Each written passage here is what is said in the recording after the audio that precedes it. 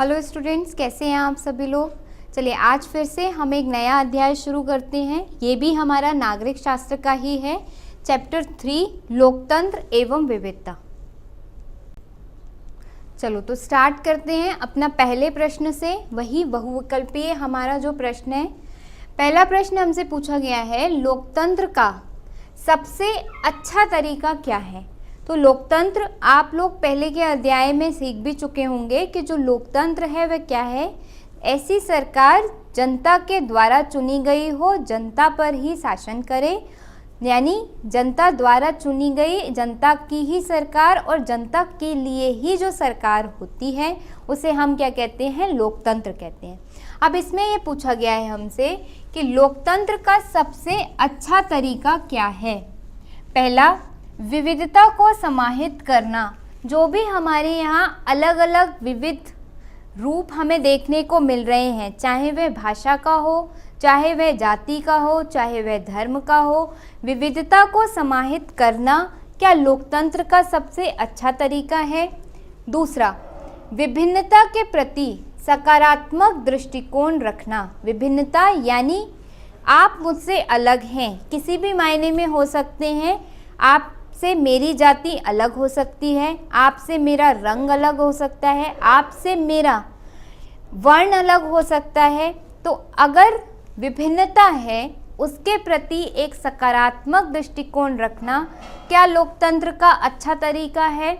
या फिर नंबर 3 दिया गया है, समरूप समाज बनाने का प्रयास करना। समरूप यानी सबको एक सा समझने का, ऐसा समाज बनाना जिसमें किसी भी तरीके का भेदभाव ना हो, सभी समान हो, सभी चाहे वे अलग अलग भाषा के हों, अलग अलग वर्ण के हों, अलग अलग क्षेत्र के हों, लेकिन शासन की नज़रों में सभी समान हों और वे आपस में भी जब सबको समान समझते हों तब हम उसे कहते हैं समरूप समाज।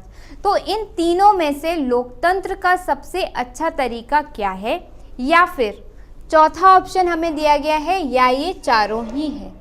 तो लोकतंत्र का सबसे अच्छा तरीका देखिए चारों ही हैं। उसका सबसे जीता जागता उदाहरण भारत है।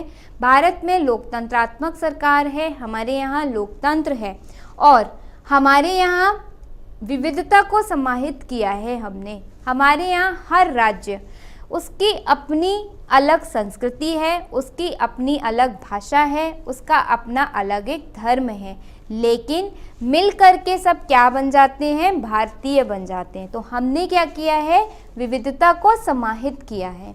दूसरा, विभिन्नता के प्रति सकारात्मक दृष्टिकोण।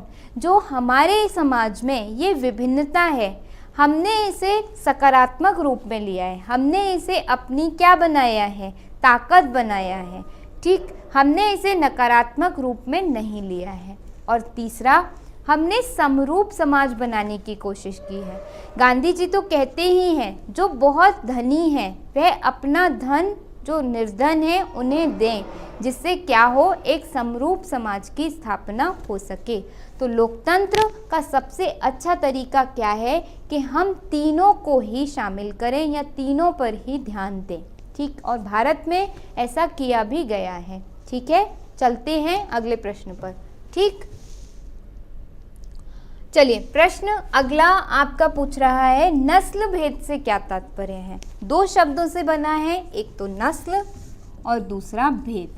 तो नस्ल भेद से आप क्या समझते हैं। नस्ल यानी कि जो लोग हैं, भिन्न भिन्न नस्लों के किसी देश या समाज में जब नस्ल के आधार पर कुछ लोगों को नीचा या कुछ को ऊंचा समझा जाता है, यानी कोई किसी नस्ल से है तो हम उसे क्या कहते हैं कि भाई वो बहुत अच्छा है, कोई किसी और नस्ल से तो हम कहते हैं वो बहुत खराब है। तो जब नस्ल के आधार पर विभाजन किया जाए या नस्ल के आधार पर लोगों में भेदभाव किया जाए, तो ऐसी सामाजिक व्यवस्था जिसमें नस्ल के आधार पर भेदभाव किया जाता है, तब हम उसे क्या बोलते हैं, नस्ल भेद कहते हैं। यानी उस समाज में क्या उपस्थित है, नस्ल भेद उपस्थित है। ठीक है, चलिए आगे चलते हैं।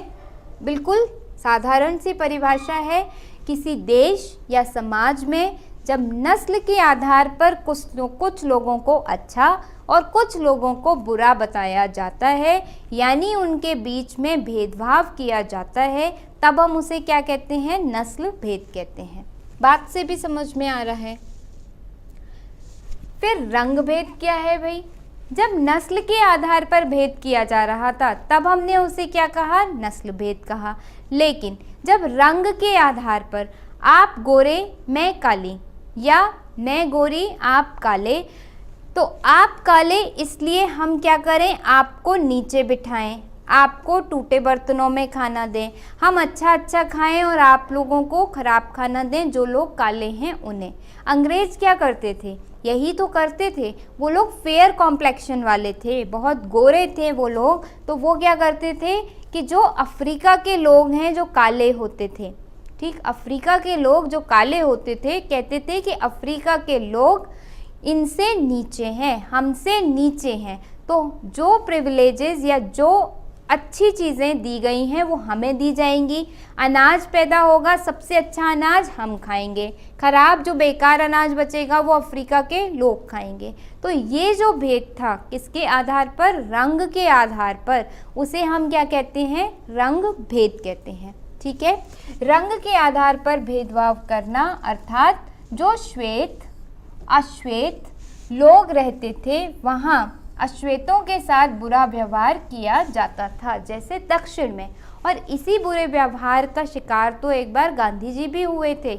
जब गांधी जी इसका बुरे व्यवहार का शिकार हुए, वो क्या? रंग भेद ही था जिसके वो शिकार हुए थे। और इसी शिकार की वजह से उन्होंने फिर क्या चलाया? भारत में आके आंदोलन चलाया। और एक और उदाहरण है हमारे पास, जैसे नेल्सन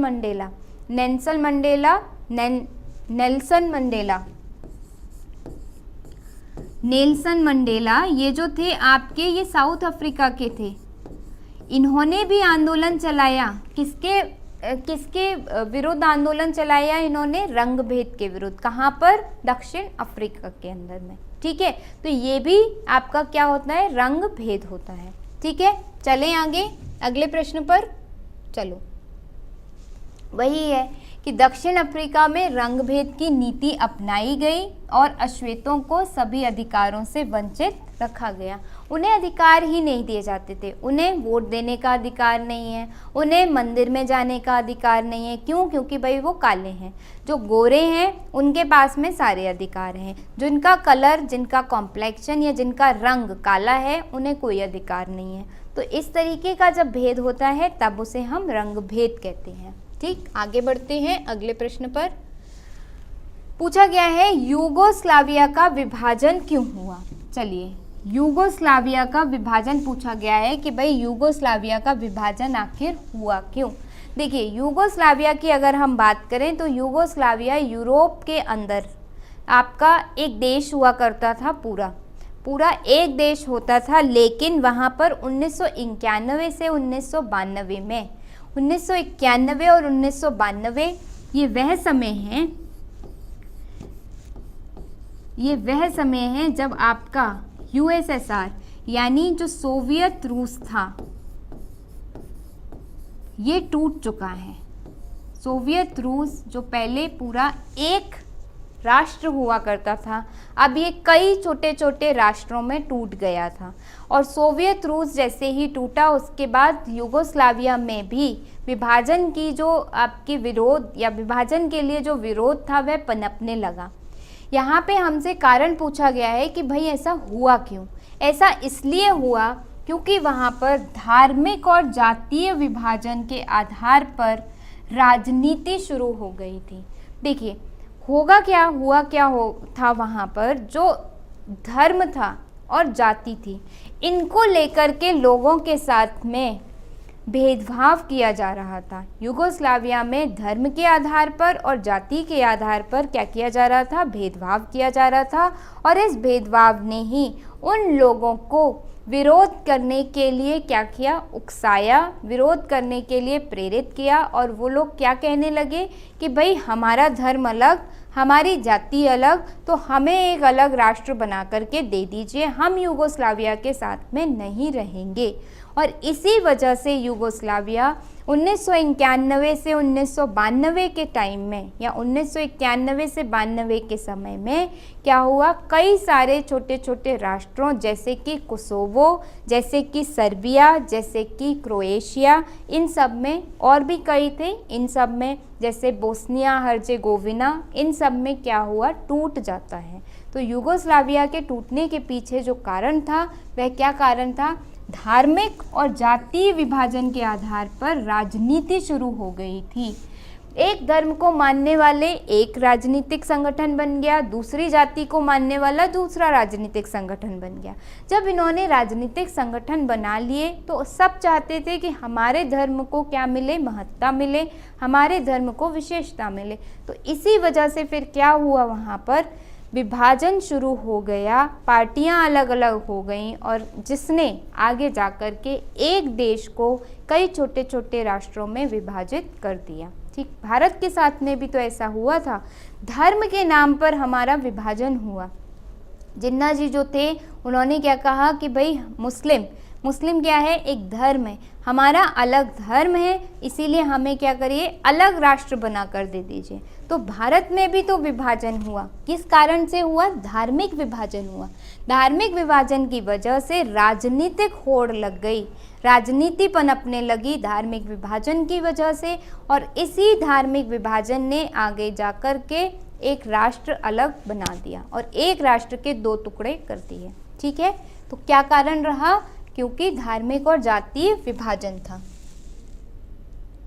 अब आता है प्रश्न मार्टिन लूथर किंग, बहुत इंपॉर्टेंट है। मार्टिन लूथर किंग काफ़ी अच्छा इन्होंने काम किया, और बल्कि इन्हें मानवाधिकार जो आए, या मानवाधिकार को जो सही मायने में पहचान मिली, मानवाधिकार के हनन जो होते हैं उसको सही मायने में जो पहचान पहली बार मिली, वह मार्टिन लूथर किंग के प्रयासों से ही मिली।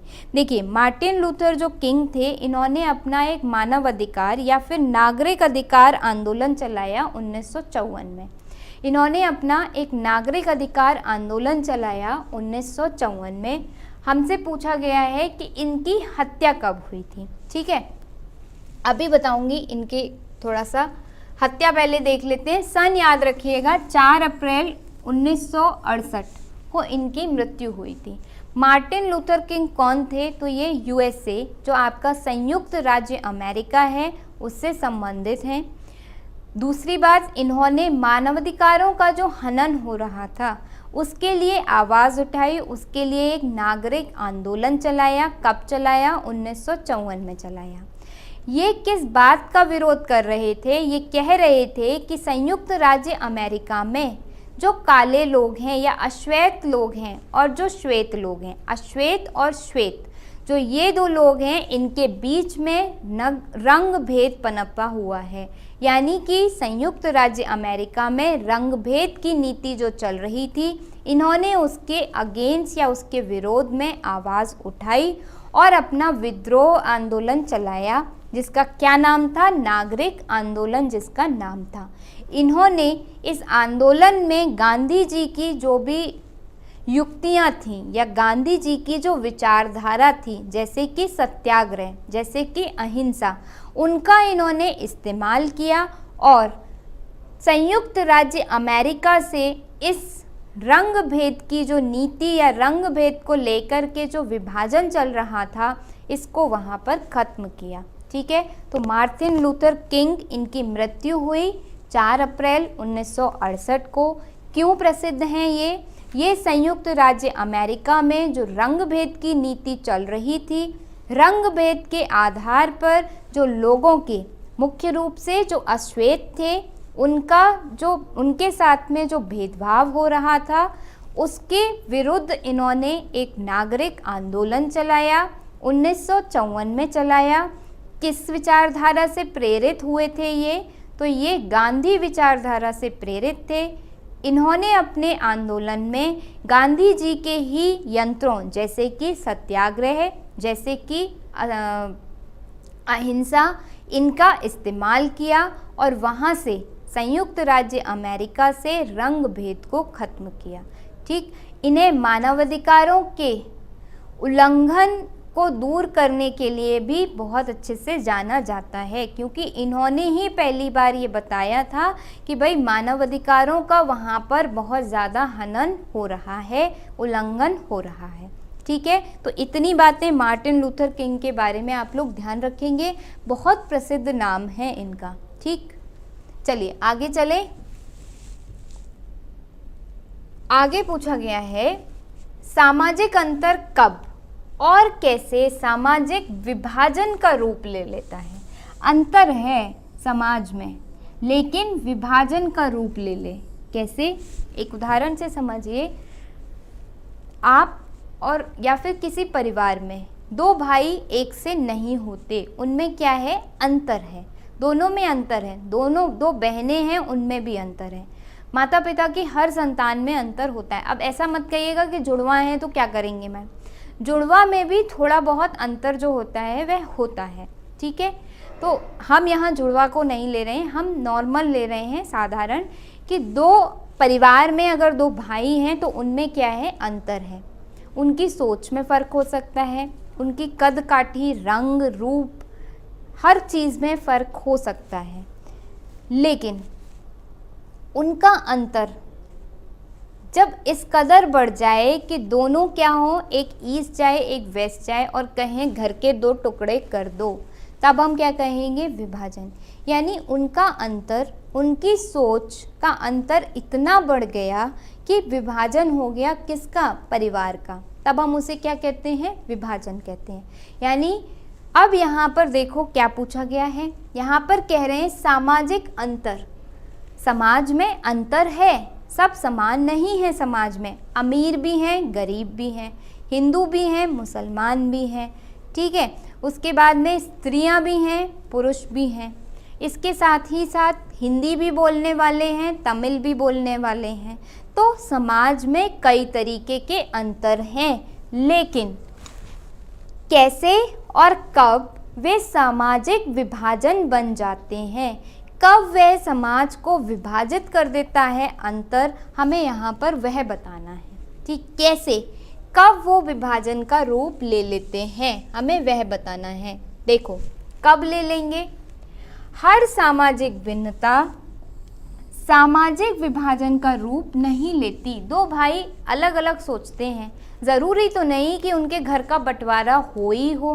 भाई राम जी और लक्ष्मण जी दोनों अलग अलग सोचते थे, उन्होंने तो अपने घर का बंटवारा कभी नहीं होने दिया, उनका बंटवारा तो कभी नहीं हुआ।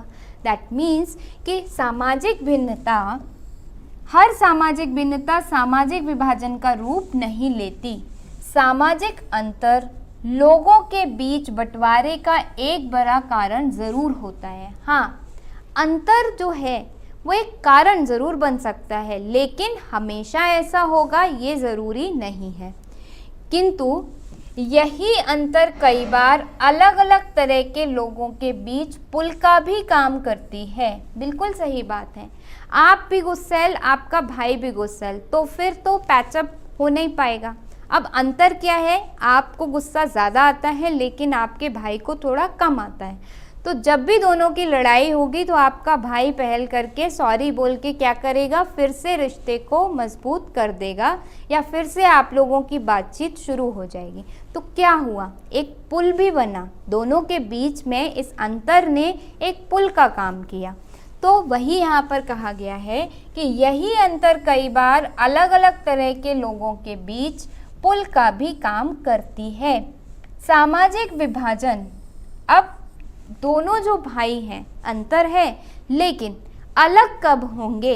वही बात यहाँ पे कही है कि सामाजिक विभाजन तब होता है जब कुछ सामाजिक अंतर दूसरी अनेक विभिन्नताओं से ऊपर और बड़े हो जाते हैं। जैसे सामाजिक विभाजन कब होगा?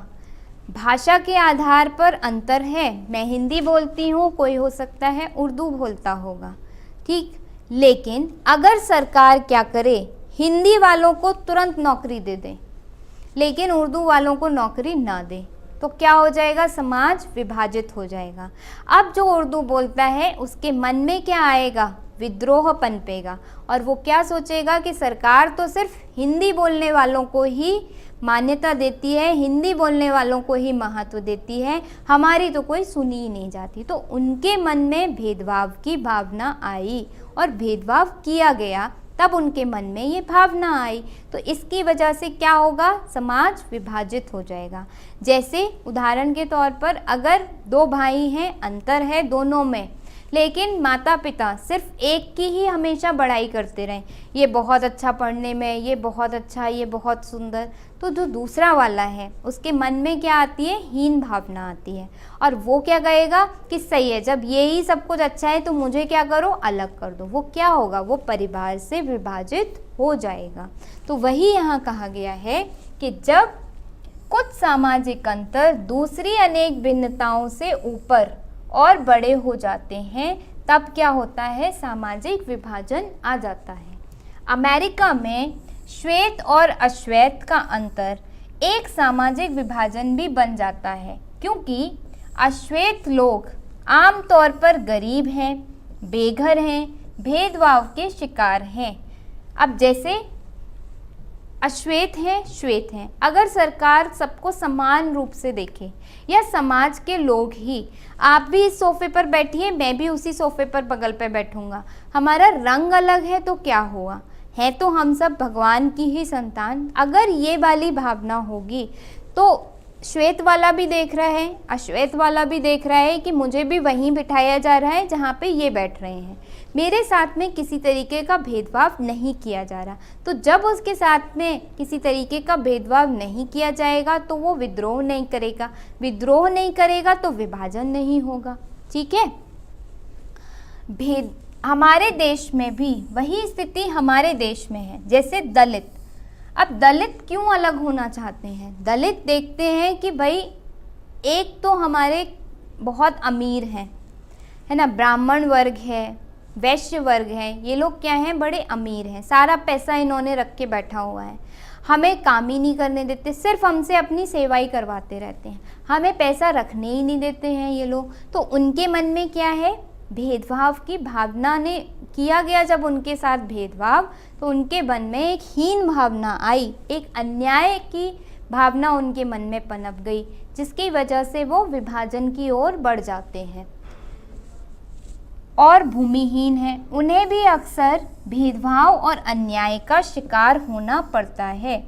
जब एक तरह का सामाजिक अंतर अन्य अंतरों से ज़्यादा महत्वपूर्ण बन जाता है और लोगों को यह महसूस होने लगता है कि वे दूसरे समुदाय के हैं, तब क्या लगने लगेगा, भाई आप एक ही भाई की हमेशा तारीफ़ करते रहोगे तो जो दूसरा वाला भाई है उसे क्या लगेगा। मुझे तो ऐसा लगता है ये कचड़े के डिब्बे से उठा करके लाए हैं। हमारी आपस में जब कई बार घरों में बात होती है तो ऐसा बोल भी देते हैं कई बार, मम्मी मुझे तो ऐसा लगता है कि आप मुझे कचड़े के डिब्बे से उठा करके लाई हो, आप जब देखो तब दीदी की तारीफ़ करती रहती हो। तो मेरे अंदर क्या भावना है कि मैं इनसे बिल्कुल अलग हूँ। ठीक, अंतर है, लेकिन मेरा अंतर और ज़्यादा मैंने बढ़ा दिया। किसकी वजह से बढ़ा दिया, भेदभाव की वजह से बढ़ा दिया।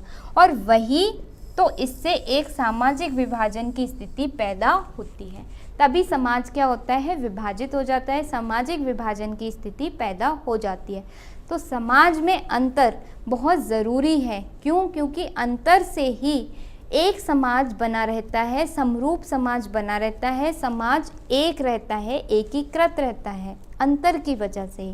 कहते हैं ना कि दो लोग अगर सेम होंगे, समान होंगे तो ज़्यादा लड़ाई होगी, अलग अलग होंगे तो लड़ाई कम होगी। एक लड़ेगा तो दूसरा क्या करेगा, उसको शांत करा लेगा। तो इस वजह से एक तालमेल सही बैठा रहता है। लेकिन अगर अंतर बहुत ज़्यादा बढ़ जाएगा तब सामाजिक विभाजन होना तय है। ठीक है, तो समझ में आया होगा कि सामाजिक अंतर कब और कैसे सामाजिक विभाजन का रूप ले लेता है।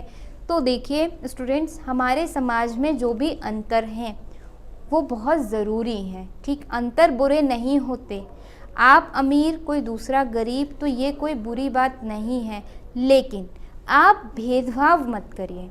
आप ये मत सोचिए कि मैं गोरा तो मैं बहुत अच्छा और वो काला तो बहुत बेकार।